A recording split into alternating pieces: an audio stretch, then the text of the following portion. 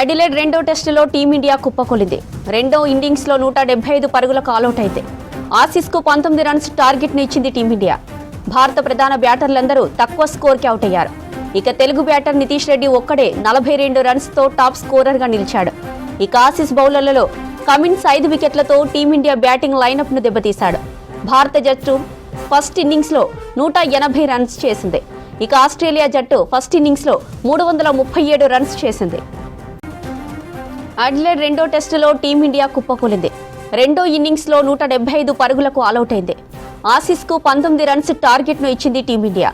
భారత ప్రధాన బ్యాటర్లందరూ తక్కువ స్కోర్కి అవుట్ అయ్యారు. ఇక తెలుగు బ్యాటర్ నితీష్ రెడ్డి ఒక్కడే 42 రన్స్తో టాప్ స్కోరర్గా నిలిచాడు. ఇక ఆసీస్ బౌలర్లలో కమిన్స్ 5 వికెట్లతో టీమిండియా బ్యాటింగ్ లైనప్ను దెబ్బతీశాడు. ఇక భారత జట్టు ఫస్ట్ ఇన్నింగ్స్లో 180 రన్స్ చేసింది. ఇక ఆస్ట్రేలియా జట్టు ఫస్ట్ ఇన్నింగ్స్లో 337 రన్స్ చేసింది.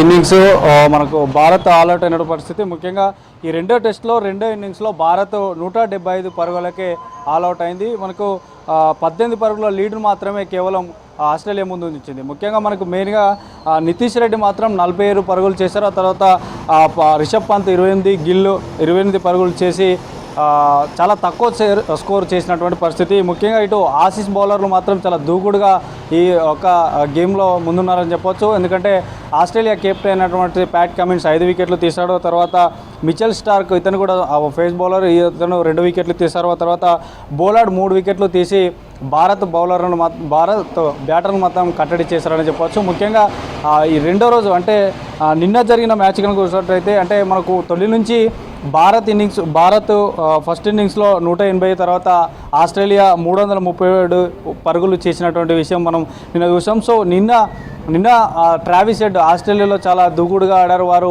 సెంచరీతో చెలరేగిపోయినటువంటి పరిస్థితి. సో మాత్రం ఈ పింక్ బాల్ టెస్ట్ మాత్రం మనకు యశస్విని జైస్వాల్ గత టెస్ట్లో మాత్రం ఫస్ట్ ఇన్నింగ్స్లో సెంచరీ చేసి చెలరేగినటువంటి యశస్వి జైస్వాల్ నిన్న డక్అవుట్ అయినటువంటి పరిస్థితి. సో ఒకసారి మనం గమనిస్తే రెండో రోజు టీమిండియా మొత్తం బ్యాటర్ మొత్తం తడబడినటువంటి పరిస్థితి. ఒక నితీష్ కుమార్ రెడ్డి మాత్రమే 47 పరుగులు చేసి ముందున్నాడు. తర్వాత 141 బాల్స్లో 17 4లు 14 సిక్సర్లతో మాత్రం ఆస్ట్రేలియా తరపునటువంటి ట్రావిస్ హెడ్ అత్యధికంగా స్కోర్ చేశాడు. సో కేవలం 18 పరుగుల లీడ్లో ఉండడం మాత్రం ఇదొక చర్చనీయాంశం చెప్పవచ్చు. ఎందుకంటే గత టెస్ట్లో ఊపు మీద ఉన్నటువంటి ఇండియా ఈ టెస్ట్లో ఎందుకు అంటే రోహిత్ సేన కూడా ఈ టెస్ట్లో ఉన్నాడు. గత ఫస్ట్ టెస్ట్లో అతను లేడు, కానీ ఈ టెస్ట్లో మాత్రం రోహిత్ సేన ఉన్నా కూడా ఎందుకు ఇట్లా జరిగిందనేది కూడా మనం చూసుకోవచ్చు. ఇక తర్వాత భారీ అంటే స్కోరు మాత్రం మనకు చూసుకోవచ్చు, చాలా తక్కువ స్కోర్ను వారి ముందుంచారు.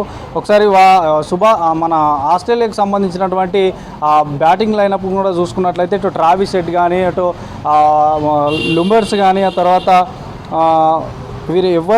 వారు ఎవరున్న ఓపెనర్స్ కానీ ఫస్ట్ డౌన్ కానీ సెకండ్ డౌన్ కానీ వీరు మాత్రం చాలా స్కోర్ చేయడంతో మాత్రం ఆస్ట్రేలియాలో ముందున్నారని చెప్పొచ్చు. ఇటు బ్యాటింగ్ తర్వాత బౌలింగ్ రెండిట్లోనూ ఆస్ట్రేలియా ముందుందని చెప్పవచ్చు. ఎందుకంటే స్టార్క్ తర్వాత బౌలర్డ్ తర్వాత కెప్టెన్ అయినటువంటి ప్యాట్ కమిన్స్ వీరు బౌలింగ్తో మాత్రం బ్యాటర్లని కట్టడి చేస్తారు. ఒకసారి మనకు మన ఇండియా బ్యాటింగ్ కనుక చూసుకున్నట్టయితే ఎవరెవరు ఎంత స్కోర్ చేసినారని కూడా ఒకసారి గమనించినట్లయితే ఇండియా మొదటి ఇన్నింగ్స్లో 180, తర్వాత సెకండ్ ఇన్నింగ్స్లో 175కి ఆలైనటువంటి పరిస్థితి.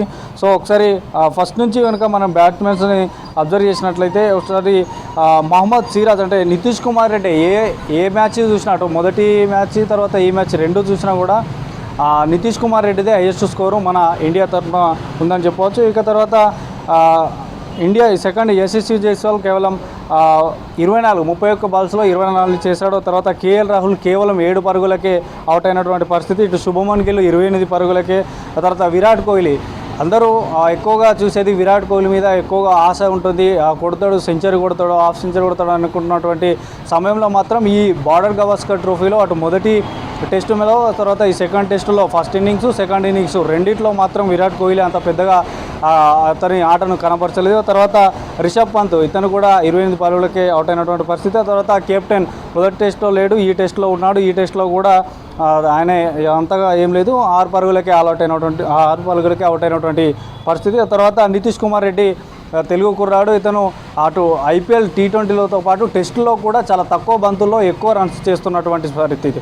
సో మొత్తానికైతే ఆస్ట్రేలియా ముందు చాలా తక్కువ స్కోర్నే ముందుంచారు. సో చూడాలి, అంటే మొదటి టెస్టు మొత్తం ఇండియా గెలిచినా ఇప్పుడు ఈ సెకండ్ ఇన్నింగ్స్ అయితే మాత్రం ఎవరనేది తెలియదు. కానీ మొత్తానికైతే ఆస్ట్రేలియా పైచే అవకాశం ఉన్నట్టు చెప్పవచ్చు జ్యోతి.